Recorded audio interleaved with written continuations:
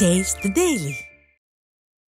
அரசு பேருந்துகளின் அவல நிலை, போக்குவரத்து கழக ஊழியர்கள் போராட்டம் உள்ளிட்ட பிரச்சினைகளுக்கு மத்தியில் அரசு போக்குவரத்து கழக பணிமனைகளில் வரவு செலவு கணக்குகள் பராமரிக்கப்படுவதில்லை என தகவல் அறியும் உரிமை சட்டத்தின் கீழ் தெரிய வந்திருப்பது அதிர்ச்சியை ஏற்படுத்தியுள்ளது. தமிழ்நாடு அரசு போக்குவரத்து கழகம் 8 கோட்டங்களாக செயல்படுகிறது.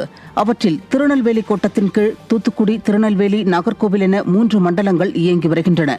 இதில் நாகர்கோவில் மண்டலத்தின் கட்டுப்பாட்டில் மொத்தம் 13 அரசு போக்குவரத்து கழக பணிமனைகளிலிருந்து உள்ளூர் மற்றும் வெளியூர்களுக்கு பேருந்துகள் இயக்கப்படுகின்றன. இந்த 13 பணிமனைகளிலும் தனித்தனியாக வரவு செலவு கணக்குகள் பராமரிக்கப்படவில்லை என தகவல் அறியும் உரிமை சட்டத்தின் கீழ் தெரிய வந்திருப்பது அதிர்ச்சியை ஏற்படுத்தியுள்ளது.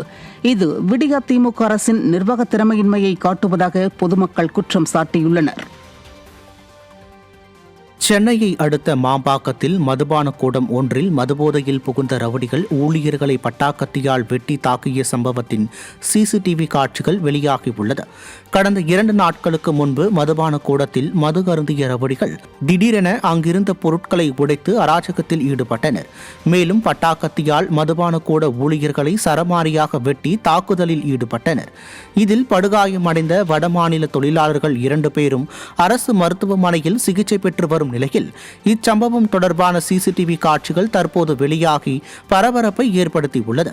நிர்வாக திறனற்ற ஸ்டாலின் கட்டுப்பாட்டில் உள்ள காவல்துறை ரவுடி கும்பலை கைது செய்யாமல் கும்பகர்ண தூக்கத்தில் இருப்பதாக பொதுமக்கள் குற்றம் சாட்டியுள்ளனர்.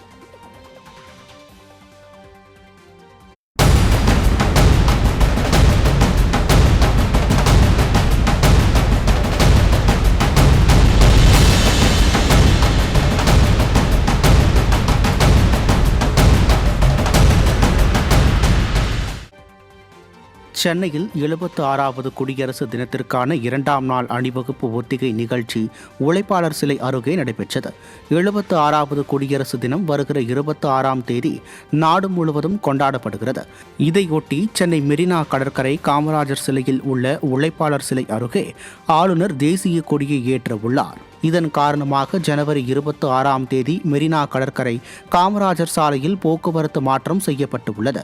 இந்நிலையில் இதற்கான ஒத்திகை அணிவகுப்பு நிகழ்ச்சியில் முப்படை வீரர்கள், காவல்துறையினர், தீயணைப்பு வீரர்கள், வனத்துறையினர், கல்லூரி மாணவர்களின் அணிவகுப்பு மற்றும் கலை நிகழ்ச்சிக்கான ஒத்திகையும் நடைபெற்றது.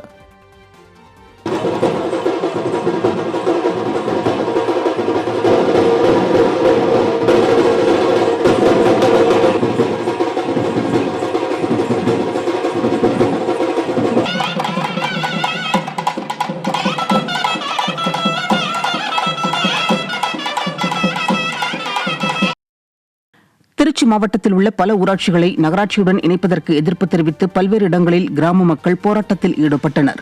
நெருஞ்சலங்குடி ஊராட்சியை லால்குடி நகராட்சியுடன் இணைப்பதற்கு எதிர்ப்பு தெரிவித்து 2வது கட்டமாக கிராம மக்கள் கடையடைப்பு போராட்டத்திலும், நெருஞ்சலங்குடி கிராம நிர்வாக அலுவலகம் மற்றும் ஊராட்சி மன்ற அலுவலகத்தை முற்றுகையிட்டும் போராட்டத்தில் ஈடுபட்டனர்.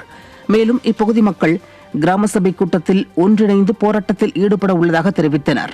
மேலும் வாலாடி ஊராட்சியை திருச்சி மாநகராட்சியுடன் இணைப்பதற்கு எதிர்ப்பு தெரிவித்து ஏராளமான கிராம மக்கள் திருச்சி லால்குடி சாலையில் வாலாடி பேருந்து நிறுத்தம் அருகே அமர்ந்து 2வது கட்டமாக காத்திருப்பு போராட்டத்தில் ஈடுபட்டனர். இதேபோன்று மணிகண்டம் பஞ்சாயத்திற்குட்பட்ட வயலூர், கொத்தட்டை உள்ளிட்ட கிராம பகுதிகள் திருச்சி மாநகராட்சியுடன் இணைக்கப்படுவதாக தமிழக அரசு அரசாணை வெளியிட்டது.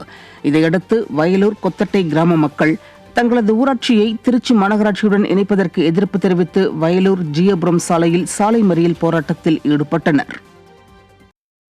வாலாடி பஞ்சாயத்தா இருக்கிறது அப்படியே இருக்கட்டும். எங்களுக்கு 100 நாள் வேலையெல்லாம் போயிடும். மக்களோட வாழ்வாதாரம் பாதிக்கப்படும்.